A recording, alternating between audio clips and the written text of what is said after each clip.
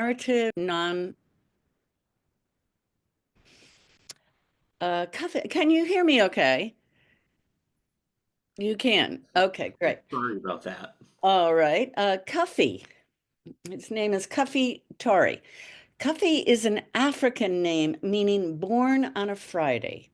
We don't know when or how Cuffy, also known as Cuff, was enslaved, whether he was born into it or sold into slavery as a boy. But either way, he ended up the property of Dr. Joseph Torrey. Dr. Torrey was a trained medical doctor who settled in South Kingstown around 1730. In 1732, he was ordained and became the first minister of what would eventually become known as our own Kingston Congregational Church.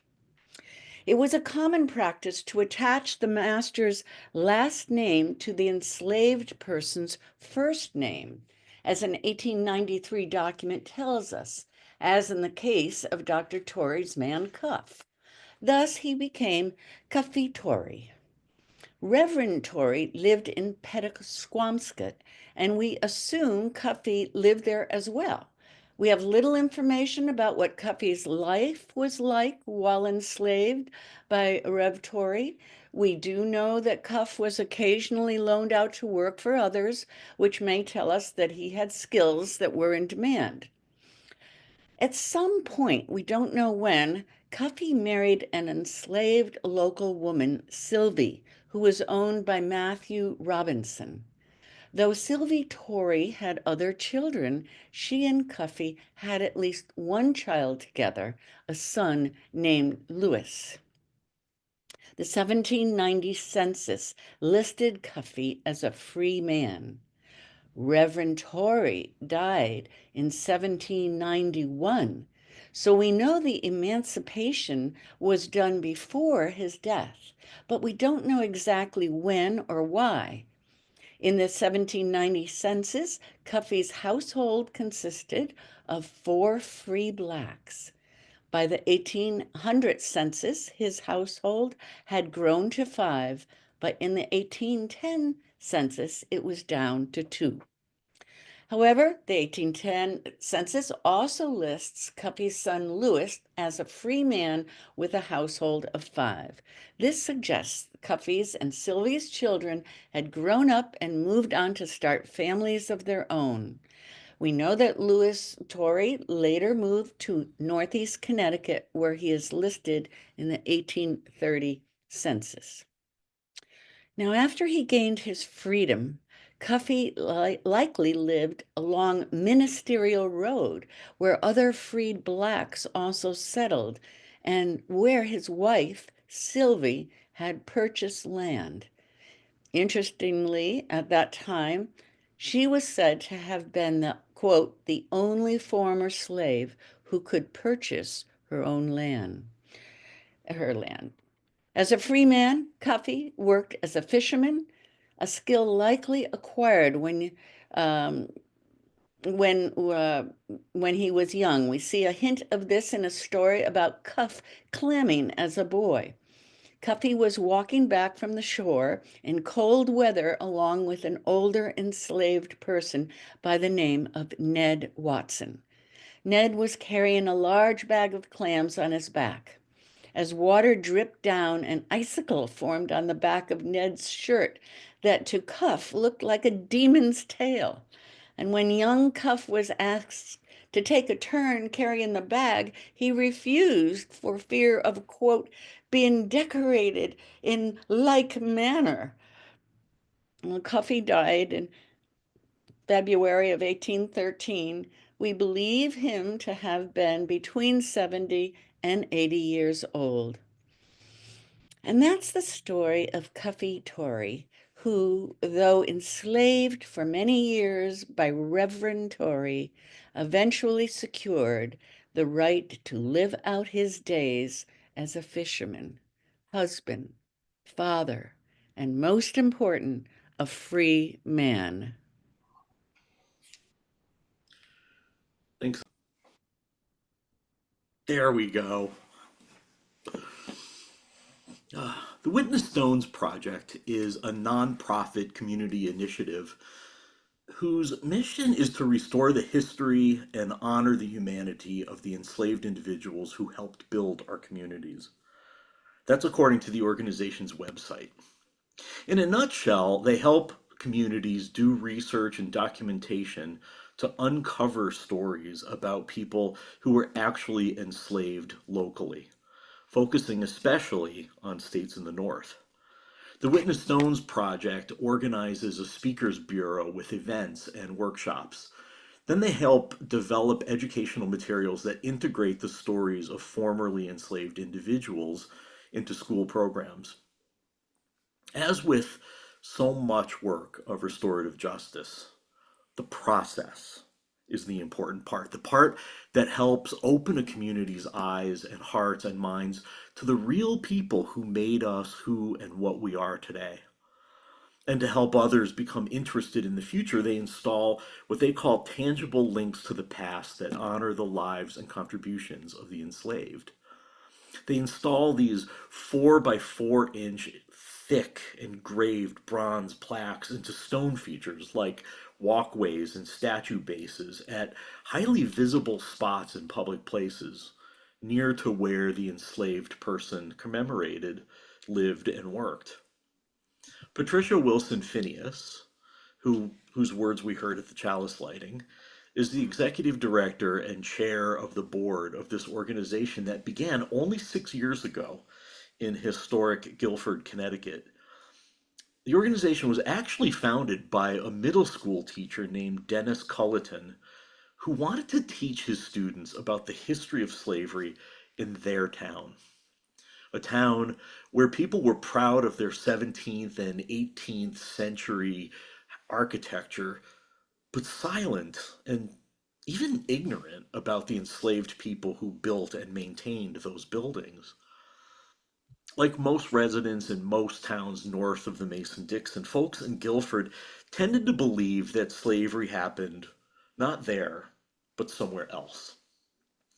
Mr. Colleton was inspired by the Stolperstein, the Stumbling Stones project in Germany, which commemorates victims of the Holocaust by placing markers at their former residences. Back in the fall of 2020, Reverend Jan Gregory Charpentier arrived at Kingston Congregational Church near URI to serve as their new minister. Like many liberal congregations in the United States, the congregation was reeling after the murder of George Floyd, and they were beginning to do some public witness work in support of the local Black Lives Matter movement. Reverend Jan came from Connecticut, and she looked around and saw something familiar in all these beautiful historic buildings in South County. And having a bit of third-hand experience with the organization, remembered the Witness Stones Project. She figured getting involved would be a great way of entering the story of slavery and racial injustice and really understanding its impact in a way that would transcend politics and be more meaningful and lasting than just putting up a Black Lives Matter banner. After all, she knew that too many congregations around the country would just put up a sign of their support and feel like they'd done their part. She wanted to do more. Of course, Witness Stones originated in schools, and their goal is to involve residents of all ages, especially school children. So Rev Jan began by reaching out to public schools. Now, if you're a parent in South County, or even vaguely aware of what's going on in school systems all around the country, you can imagine how that went. Moms for Liberty, opponents of critical race theory, had effectively taken over the school board. Their fear is that if children are faced with the realities of slavery and racial injustice, they might experience traumatizing guilt or shame. As long as Moms for Liberty are around, Rev Jan knew it would be impossible to engage the public school system. So Kingston Congregational reached out to a local charter, the Compass School. Working with staff and volunteers from the Witness Stones Project, they did what the project does. On 3 consecutive Monday nights in May of 2023, they held 3 2-hour workshops. The first was an introduction to the methodology, which they describe as a jigsaw of often unconventional means to find the people who were left out of written history. And they used 5 very specific lenses to interpret the very scant primary resources. At the second evening gathering, they broke into 2 groups, each looking at all of the available materials pertaining to one enslaved person per group. Then finally, each group wrote a creative reflection on their specific people, a piece of nonfiction narrative. The 2 people they studied, of course, were Sylvia Torrey and her husband, Cuffy. Cuffy, as you heard, was enslaved by the minister of their own congregation. So members of the theologically liberal congregation found themselves having to deal with their own personal feelings, feelings of shock, embarrassment, even some guilt and shame, the same guilt and shame that Moms for Liberty are trying to protect their families from. The thing that Reverend Jan and the more mature folks in our congregation know is that in order to do better, they have to know better. For our communities to be more just and more inclusive now and in the future, we have to know the ways in which our forebears failed in the past, long before we were born. The goal is not to make anyone feel shame. That's just not productive. As I always say, the goal of knowing our history is for all of us to open our own eyes to our past so that we can be more compassionate in the present and project more love and honesty into the future. We are the world that our foreparents brought forth. The wounds created by their sins have been passed on to us, and we can't heal ourselves if we don't know how their actions hurt us and who else was hurt along the way. We are the manifestations of all their shortcomings and their failures, as well as all of their hopes and dreams. So I don't want to make it sound all bad. The truth is that the first generations of white Europeans to make a home here did some damage. They took land from the Narragansett people and enslaved them, selling many abroad, then importing more humans as chattel to work in fields and factories and homes. But they also knew that they were building a future, that they had a responsibility to give of their wealth to build the systems and infrastructures that would nurture the lives of their progeny. They were philanthropists. In that time and place, everyone was expected to give back to civil society through taxes, a portion of whatever they made to build schools, libraries, roads, bridges, hospitals, and churches. Here in Rhode Island, founded on the principle of the separation of church and state, there was no established church supported through local tax dollars. Long before other territories and later states had to create mechanisms for supporting communities of faith, Rhode Islanders gave what they had voluntarily to support their congregations. And they gave generously. All over the state, congregations that are older than 50 years old are filled with plaques commemorating members who gave enough money to construct whole buildings or install furniture, art, sculpture, and stained glass windows. Supporters gave huge amounts of money, sometimes their life savings. Sometimes in later generations, they even mortgaged their homes while they were still alive in order to support the organizations that defined their values. They weren't perfect people. Like all human beings of all time, they could be abusive and hypocritical. They may have denied their own inhumane treatment of others, maybe even justified it as God's will. But they also stepped up to their financial responsibility. Sadly, in the last 50 years or so, that kind of philanthropy has all but died. For a while, big giving was mostly the purview of wealthy industrialists. It was a means of flaunting their wealth and magnanimity. But the super rich have mostly stopped giving, preferring instead to keep almost all of their money while complaining about being victimized and robbed by the elites.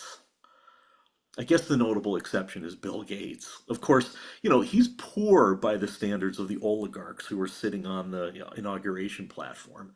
He only has $100 billion. I guess he proves the old truism that the poorer you are, the larger percentage you give of what you have. I saw it all the time when I worked among the poorest residents in San Francisco. People who slept in doorways and under bushes would come across a bit of food or money and share it with those who had less than they did. Sometimes complete strangers would share with each other. And I've seen that kind of generosity in congregations I've served. Members who have foregone fancy vacations, who have driven modest cars for decades, and generally lived below their means in order to give tens of thousands of dollars a year to their beloved congregations. But those generations are almost gone. Those generations who saw philanthropy as part of their personal mission, their legacy. If we are to really open our eyes to our past so that we can be more compassionate in the present and project more love and honesty into the future, we have to acknowledge not only the bad, but the good. We have to correct what we can and live by the positive examples set by those who came before us. It's not all about guilt and shame. It's about honesty, integrity, and generosity, accepting the good and the bad about our ancestors, knowing better so that we can do better. So in the coming weeks, there are a couple of ways that we can step up. First, the Witness Stones project at Kingston Congregational is starting up a second wave of study and teaching, and they need more adult volunteers, people willing to be trained in their system of interpreting primary resources and leading group study so that they can train others involved. This is such an important project that the Hurtis Fund of our congregation has become the sole underwriter of the project at a level of more than $5,000. They got our financial support to uncover the stories of more enslaved people. Now they need our involvement to enable more truth and more healing. So if you're interested, you can speak to Gail Burchard or Jean Bowen from the Hurtis Fund to get more information about how you can help. Second, you can give to the canvas that begins today. I'd like to encourage you to do one of two things. If we are to meet our increased budget of $225,000, that means we need to give, each of us needs to give at least 10% more than we gave last year. The other thing you could consider doing is becoming a donor at the level of philanthropist. Seriously, in the last few years, we have lost most of our biggest donors, including Dave and Carolyn Hurtis. Without replacing their steadfast stewardship, it will be a lot harder in the future to continue to live and learn and love together the way that we always have. I don't know about you, but this is something I want to see continue for a very, very long time. May it be so. So before we end, I have a few announcements. First, the Music Director Search Committee would like to let you know that they continue to advertise, post the job, and network everywhere they can. And while the applications haven't been as plentiful as they'd hoped, there is at least one really strong candidate.